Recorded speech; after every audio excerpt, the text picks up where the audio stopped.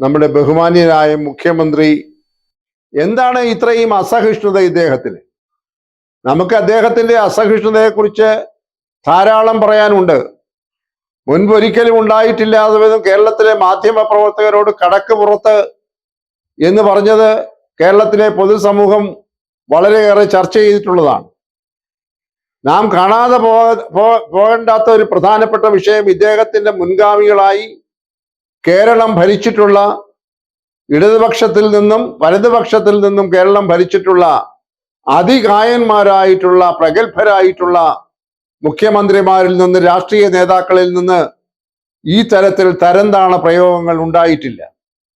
കേരളത്തിന്റെ ചരിത്രം പരിശോധിക്കുമ്പോൾ ബഹുമാന്യരായ ശ്രീ പട്ടം Thanupillai, EMS Namboodiripad, R Shankar, PK Vasudevan Nair, C Achutha Menon, AK Antony, EK Nayanar, VS Achuthanandan, Oommen Chandy തുടങ്ങിയ അതികായന്മാർ ഭരിച്ച ഒരു കൊച്ചു സംസ്ഥാനത്തെ മുഖ്യമന്ത്രി ശ്രീ പിണറായി വിജയൻ ഈ തരം നിഘണ്ടുവുമായി ഇനിയും നടക്കുന്നത് അടിയന്തരമായി അവസാനിപ്പിക്കണം. നിയന്ത്രണം വിട്ടുപോകുന്നെങ്കിൽ നിയന്ത്രണം എങ്ങനെ പാലിക്കണമെന്നുള്ള ശിക്ഷണത്തിന് അദ്ദേഹം വിധേയമാകണം. അല്ലെങ്കിൽ അദ്ദേഹത്തിന്റെ പാർട്ടി അദ്ദേഹത്തെ വേണ്ട രീതിയിൽ നയിക്കാൻ, പ്രേരിപ്പിക്കാൻ തയ്യാറാകണം.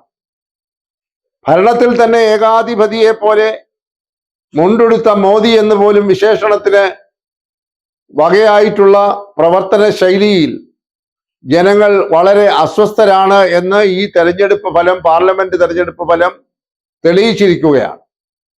എത്ര ദയനീയമായ പരാജയമാണ് ഇപ്പോഴുണ്ടായത്. ആ പരാജയത്തിന്റെ ഏറ്റവും പ്രധാന കാരണമായി അവരുടെ പാർട്ടിയിലുള്ളവർ പോലും പറയുന്നത് ഈ ഭരണവിരുദ്ധ വികാരം തന്നെയായിരുന്നു എന്നാണ്.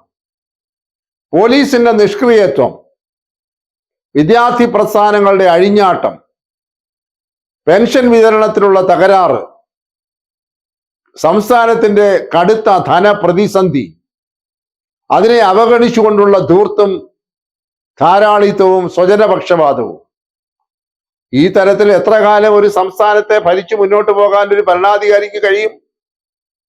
ലോക കേരള സഭ, നവകേരള സദസ് എന്നൊക്കെ പറഞ്ഞ് എന്തെല്ലാം തമാശകളും കോപ്രായങ്ങളുമാണ് കഴിഞ്ഞ കുറെ കാലങ്ങളായി കേരളം കണ്ടുകൊണ്ടിരിക്കുന്നത്.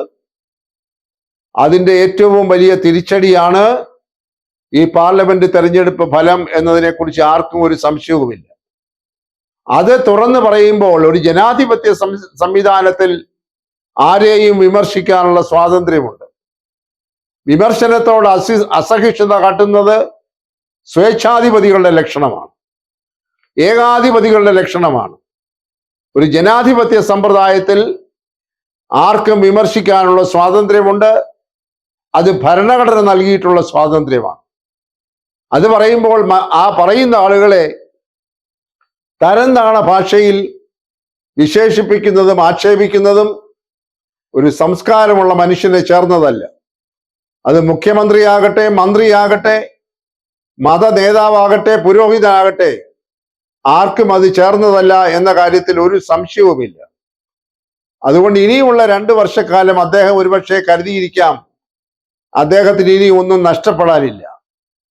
അദ്ദേഹം ഇനിയും 2 വർഷം പൂർത്തിയാക്കുമ്പോൾ അദ്ദേഹം ഏകദേശം 82 വയസ്സ് കഴിഞ്ഞ ഒരു മുഖ്യമന്ത്രിയാകും. അദ്ദേഹത്തിന് പൊതുവെ കഴിഞ്ഞ കുറെ കാലങ്ങളായി, പ്രത്യേകിച്ച് കഴിഞ്ഞ 8 വർഷങ്ങളായി അദ്ദേഹത്തിനും അദ്ദേഹത്തിന്റെ വരും തലമുറയ്ക്കും ഒക്കെ ഭദ്രമായി ജീവിക്ക ഒരു സാഹചര്യം ഉണ്ടായിട്ടുണ്ട്. അതുകൊണ്ട് അദ്ദേഹത്തിന് ഭാവിയെക്കുറിച്ച് വലിയ ഉത്കണ്ഠയൊന്നുമില്ല എന്ന് തന്നെ വേണം കരുതാൻ. അല്ലെങ്കിൽ ഇത്രയും ധാർഷ്ട്യവും ഇത്രയും ഹുങ്കും ഒന്നും കാണിക്കേണ്ടതില്ല. അദ്ദേഹം നടക്കുന്ന രീതി തന്നെ നോക്കണം. 10ഉം 40ഉം വാഹനങ്ങളുടെ അകമ്പടിയോടുകൂടിയാണ് ഒരു ജനനായകൻ കേരള സംസ്ഥാനത്ത് നടക്കുന്നത്. കേരളത്തിൽ സ്വാതന്ത്ര്യാനന്തര ഭാരതത്തിൽ അല്ലെങ്കിൽ കേരള സംസ്ഥാനം രൂപീകരിച്ചതിന് ശേഷം എത്ര മുഖ്യമന്ത്രിമാരാണ് ഇങ്ങനെ ജനങ്ങളെ ഭയന്നുകൊണ്ട് 22 കാറുകളുടെ അകമ്പടിയോടുകൂടെ ആംബുലൻസ്, ഫയർ എഞ്ചിൻ, ജീവൻ രക്ഷാ പ്രവർത്തകർ, കരിമ്പൂച്ചകൾ, ഇങ്ങനെ നാനാതരത്തിലുള്ള അകമ്പടികളോടുകൂടി കേരളം സഞ്ചരിക്കും. എന്തിനാണ് അദ്ദേഹം കേരളത്തിലെ സാധാരണ ജനങ്ങളെ ഭയക്കുന്നത്? ജനങ്ങളെ ഭയക്കാതെ ജനങ്ങളുടെ ഇടയിൽ ഇറങ്ങി നടക്കാൻ കഴിയുന്നില്ല എങ്കിൽ അങ്ങനെയുള്ള ആളിനെ ജനനേതാവായി ആളുകൾ മനസ്സിൽ സ്വീകരിക്കുകയില്ല എന്ന് അദ്ദേഹം തിരിച്ചറിയണം. ജനങ്ങളെ ചേർത്ത് പിടിക്കാൻ കഴിയാത്തതായ ഒരു ഭരണാധികാരി ഏകാധിപതിയാണ്. ഇന്ത്യയെ പോലെയുള്ള രാജ്യത്ത്, കേരളം പോലെയുള്ള ഒരു സംസ്ഥാനത്ത് അത്തരം ഏകാധിപത്യം വെച്ച് പൊറിപ്പിക്കുകയില്ല എന്ന കാര്യത്തിൽ യാതൊരു സംശയവും വേണ്ട. അതുകൊണ്ട് എതിർ ശബ്ദം പുറപ്പെടുവിക്കുന്നവരെ, എതിരഭിപ്രായം പറയുന്നവരെ, അത് പുറപ്പെടുവിക്കുന്ന മാധ്യമങ്ങളെയൊക്കെ വരിഞ്ഞു മുറുക്കി ശ്രീമാൻ നരേന്ദ്രമോദി കഴിഞ്ഞ 10 വർഷമായി ഇന്ത്യയിൽ ചെയ്യുന്നതിന് സമാനമായി മുഖ്യമന്ത്രിമാരെ തുറുങ്കിലടച്ച് നരേന്ദ്രമോദി എതിരാളികളുടെ ശബ്ദം അടയ്ക്കുന്നത് പോലെ കേരളം എന്ന് പറയുന്ന കൊച്ചു സംസ്ഥാനത്തൊരു മുഖ്യമന്ത്രി ആക്ഷേപത്തിലൂടെ എതിർ ശബ്ദത്തെ അടക്കാം എന്ന് കരുതുന്നെങ്കിൽ അദ്ദേഹം പാർക്കുന്നത്, ജീവിക്കുന്നത് മറ്റേതോ സ്വർഗത്തിലാണ് എന്ന് പറയേണ്ടതായിട്ട് വരും. അതുകൊണ്ട് അടിയന്തരമായി ഇദ്ദേഹത്തിന്റെ പ്രവർത്തന ശൈലിയിൽ മാറ്റം വരണം. ഈ ബിഷപ്പ് പറഞ്ഞല്ലോ, ഇതുപോലെ കെടുകാര്യസ്ഥതയുള്ള ഒരു മന്ത്രിസഭ കേരളത്തിന്റെ ചരിത്രത്തിൽ ഉണ്ടായിട്ടില്ല. മന്ത്രിമാരുടെ പ്രവർത്തനങ്ങളിലെ വൈകല്യം, നേരത്തെ ചൂണ്ടിക്കാട്ടിയ പോരായ്മകൾ, പെൻഷൻ കൊടുത്തിട്ടില്ല, ആശുപത്രികളിൽ മരുന്നില്ല, ദയനീയമായ ഒരു സാഹചര്യം, സിവിൽ സപ്ലൈസ് കോർപ്പറേഷനുകളിൽ അവശ്യ വസ്തുക്കളില്ല, റേഷൻ കടകളെല്ലാം സമരത്തിലേക്ക് പോകാൻ ഒരുങ്ങുന്നു. ഈ തരത്തിൽ അതിസങ്കീർണമായിരിക്കുന്ന ഒരു സംസ്ഥാനത്തെ മുഖ്യമന്ത്രി വിമർശനമുണ്ടാകുമ്പോൾ അത് മതനേതാക്കന്മാർ എന്നുള്ളത് മാത്രമല്ല, അത് എതിർ രാഷ്ട്രീയ പ്രസ്ഥാനത്തിലുള്ളവരാണെങ്കിലും ശരി, അവരെ അധിക്ഷേപിക്കുന്നത് അവസാനിപ്പിച്ചെങ്കിലേ മതിയാവുകയുള്ളൂ. അല്ലെങ്കിൽ ഇപ്പോൾ ഏറ്റതിനേക്കാളും വലിയ തിരിച്ചടി വരുന്ന ആളുകളിൽ ഉണ്ടാകും എന്ന കാര്യം വിസ്മരിക്കരുത്. കേരളം അങ്ങനെ തിരിച്ചടി കൊടുത്ത പാരമ്പര്യമുള്ള ഒരു സംസ്ഥാനമാണ്. ഏതാനും മാസങ്ങൾ കഴിയുമ്പോൾ തദ്ദേശ സ്വയംഭരണ തെരഞ്ഞെടുപ്പ് വരികയാണ്. ജനങ്ങൾ പ്രതികരിക്കും. അത് കഴിയുമ്പോൾ 2026 നിയമസഭയിലേക്കുള്ള തെരഞ്ഞെടുപ്പ് വരികയാണ്. ജനങ്ങൾ തീർച്ചയായും പ്രതികരിക്കുമെന്ന കാര്യത്തിൽ ഒരു സംശയവും വേണ്ട. അതുകൊണ്ട് തിരുത്താൻ ഇനി അധികം സമയമില്ലെങ്കിലും ഉള്ള സമയമെങ്കിലും ശരീരഭാഷയിലും പ്രവർത്തന രീതിയിലും സംഭാഷണത്തിലും ഭാഷണത്തിലും ശൈലിയിലും ഒക്കെ മൗലികമായ മാറ്റങ്ങൾ വരുത്തിയെങ്കിലേ മതിയാവുകയുള്ളൂ. ഇത്രയുമൊക്കെ പഴക്കം ചെന്ന ഒരു രാഷ്ട്രീയ നേതാവ് പരിസരത്തെ മറന്നുകൊണ്ട്, ജനങ്ങളെ അകന്നു നിന്നുകൊണ്ട്, മാറ്റി നിർത്തിക്കൊണ്ട് സുഗമമായി മുന്നോട്ട് പോകാമെന്ന് കരുതുന്നത് ഒട്ടും ശരിയല്ല. അതുകൊണ്ട് അദ്ദേഹത്തിന്റെ പാർട്ടിയിലുള്ള മറ്റ് നേതാക്കൾ അദ്ദേഹത്തിന്റെ ശൈലിയിൽ മാറ്റം വരുത്താൻ ഇപ്പോൾ തന്നെ പാർട്ടി യോഗങ്ങളിൽ അത്തരം നിർദ്ദേശങ്ങളോ അത്തരം അഭിപ്രായങ്ങളോ ഒക്കെ വന്നതായി മാധ്യമങ്ങൾ റിപ്പോർട്ട് ചെയ്യുന്നു. പക്ഷെ അതിന് എന്ത് ഫലം ഉണ്ടാകുമെന്നുള്ളത് കണ്ടറിയണം. കാരണം അദ്ദേഹം കഴിഞ്ഞുള്ളവരൊക്കെ ഓച്ചാനിച്ചു നിൽക്കുന്ന ഒരു ശൈലിയിലാണ് പ്രവർത്തിച്ചു കൊണ്ടിരിക്കുന്നത്. ഏകശിലാ സങ്കല്പം, ബിംബവൽക്കരണം, ആത്മപൂജ, സ്വയ ആരാധന, ഇതൊക്കെ അവസാനിപ്പിച്ചെങ്കിൽ മാത്രമേ ഒരു ജനാധിപത്യ സ്വഭാവമുള്ള പാർട്ടിയായി ഏത് പാർട്ടിക്കും നിലനിൽക്കാനായി സാധിക്കുകയുള്ളൂ. ബിംബസൃഷ്ടിയിൽ ബിംബങ്ങൾ തകർന്നു ഉടയുന്നതായിട്ടുള്ള ചിത്രം നാം പലപ്പോഴും കണ്ടിട്ടുണ്ട്.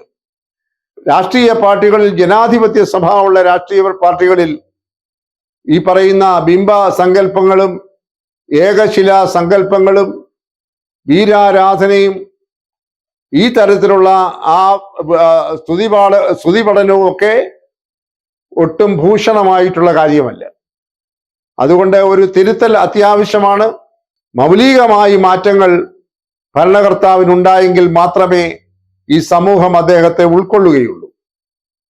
ഈ തരത്തിൽ വലിയ പുരോഗമന ആശയങ്ങളുമായിട്ടൊക്കെ വരുന്ന ധാരാളം മത നേതാക്കന്മാരും നമ്മുടെ ഇടയിൽ ഉണ്ട് എന്നുള്ളത് കാണാതെ പോകരുത്.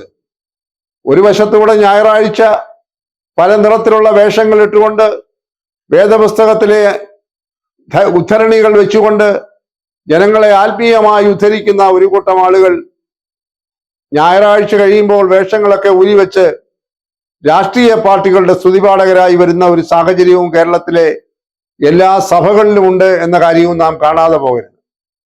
വലിയ പുരോഗമനവാദികളാണെന്നാണ് ആ പുരോഹിതന്മാർ ഇപ്പോൾ വിപ്ലവകാരികളുടെ പരിവേഷം ഇട ദിവസങ്ങളിൽ അഭിനയിക്കുകയും ഞായറാഴ്ചകളിൽ വലിയ ആത്മീയ പരിവേഷം അണിയുകയും ചെയ്യുന്ന ഇരട്ടത്താപ്പുള്ള പുരോഹിതന്മാരും എല്ലാ സഭകളിലും ഇന്ന് കുറവല്ല. അതൊക്കെ വലിയ ഫാഷനായി സ്വീകരിച്ചിരിക്കുന്നു. വിപ്ലവം ഉണ്ടെങ്കിൽ മാത്രമേ സഭ വളരുകയുള്ളൂ എന്നൊക്കെ പറഞ്ഞ് പ്രചരിപ്പിക്കുന്ന നൂതന സിദ്ധാന്തങ്ങളുമായി ലിബറൽ തിയോളജിയുമായി ഒക്കെ കുറെ പുരോഹിതന്മാരും രംഗത്തിറങ്ങിയിട്ടുണ്ട്. ഏതായാലും അവർക്ക് കൊടുത്താലും കൊല്ലത്ത് കിട്ടും എന്ന് പറഞ്ഞതുപോലെ അവർക്കും കിട്ടിക്കൊണ്ടിരിക്കുകയാണ്. അവരും ഒരു ആത്മപരിശോധനയ്ക്ക് തയ്യാറാവണം. മതങ്ങളെ ഒരിക്കലും രാഷ്ട്രീയത്തിൽ കൂട്ടിക്കുഴയ്ക്കുന്ന ഒരു സമ്പ്രദായം കേരളത്തിലില്ല, ഇന്ത്യയിലില്ല. ഇന്ത്യയുടെ മതേതരത്വ സ്വഭാവം കാത്തുസൂക്ഷിക്കാൻ സഭാ നേതാക്കന്മാരും രാഷ്ട്രീയ നേതാക്കന്മാരും സാമൂഹ്യ പരിഷ്കർത്താക്കളും ഒരുപോലെ ഉത്തരവാദപ്പെട്ടവരാണ്. മതധ്രുവീകരണത്തിന്റെ വലിയ തിരിച്ചടിയാണ് നരേന്ദ്രമോദിക്ക് ഈ കഴിഞ്ഞ പാർലമെന്റ് തെരഞ്ഞെടുപ്പിൽ കിട്ടിയത്. ഉത്തരേന്ത്യയിൽ പോയി ഭൂരിപക്ഷ വർഗീയത പറഞ്ഞപ്പോൾ അദ്ദേഹത്തിന്റെ തട്ടകമായ ഉത്തർപ്രദേശിൽ പോലും കനത്ത തിരിച്ചടി ഏൽക്കേണ്ടതായിട്ട് വന്നു.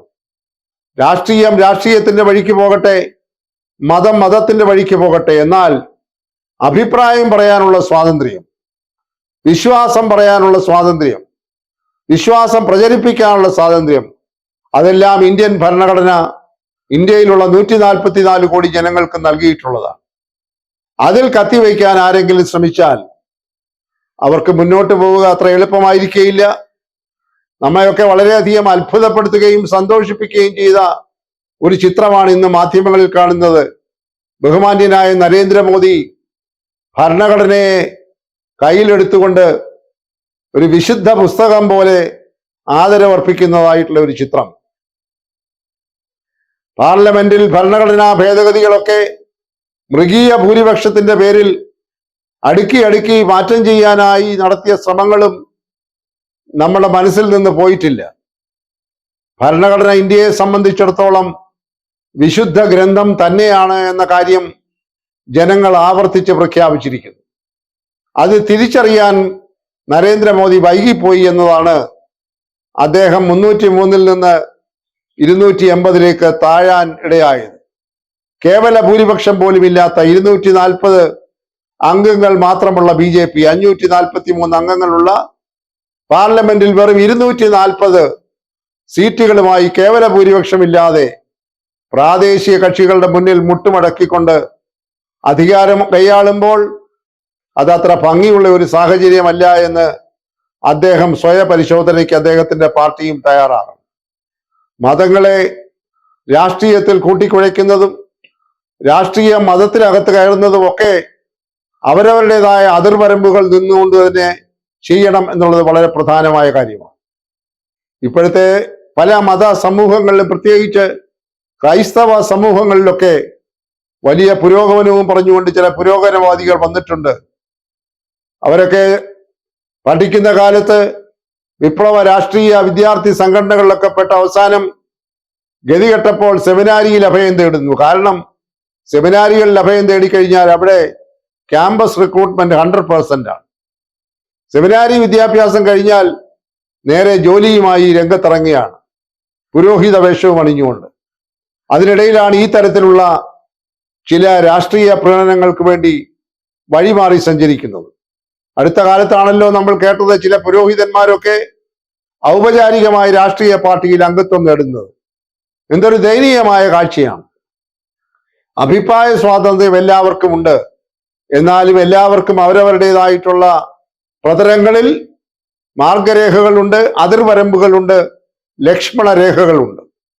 അത് കടക്കാതെ നിയമത്തിന്റെ വഴിക്കും രാഷ്ട്രീയം രാഷ്ട്രീയത്തിന്റെ വഴിക്കും മതത്തിന്റെ വഴിക്കും സഞ്ചരിക്കുകയും നാനാത്വത്തിൽ ഏകത്വം എന്ന് പറയുന്ന വലിയ ഉദാത്തമായ സിദ്ധാന്തം മുറുകെ പിടിക്കുകയും ചെയ്താൽ ഭാരതം തീർച്ചയായും ലോകത്ത് തിളങ്ങും.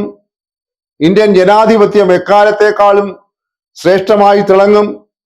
കേരളം എന്ന ദൈവത്തിന്റെ നാട്, മതസൗഹാർദ്ദത്തിന് പ്രശസ്തിയുള്ള ദൈവത്തിന്റെ നാട്, ആരെയും അധിക്ഷേപിക്കാതെ ആരെയും ആക്ഷേപിക്കാതെ ചീത്തയായ പദങ്ങൾ ഉപയോഗിച്ചുകൊണ്ട് എതിരാളികളെ കീഴ്പ്പെടുത്താമെന്നുള്ള വിചാരത്തല്ലാതെ മുന്നോട്ട് പോകാൻ നേതൃസ്ഥാനത്തിരിക്കുന്നവർ എല്ലാവരും തയ്യാറാകുന്നെങ്കിൽ രാഷ്ട്രീയത്തിൽ മാത്രമല്ല സമൂഹത്തിലെ എല്ലാ മേഖലകളിലും നേതൃത്വം കൊടുക്കുന്ന ആളുകൾ അതിന് തയ്യാറാകണമെന്നാണ് ഈ സമയത്ത് ഇപ്പോൾ ചർച്ച ചെയ്യപ്പെട്ടുകൊണ്ടിരിക്കുന്ന വിഷയത്തിന്റെ പശ്ചാത്തലത്തിൽ ബന്ധപ്പെട്ടവരെ അനുസ്മരിപ്പിക്കാനുള്ളത്.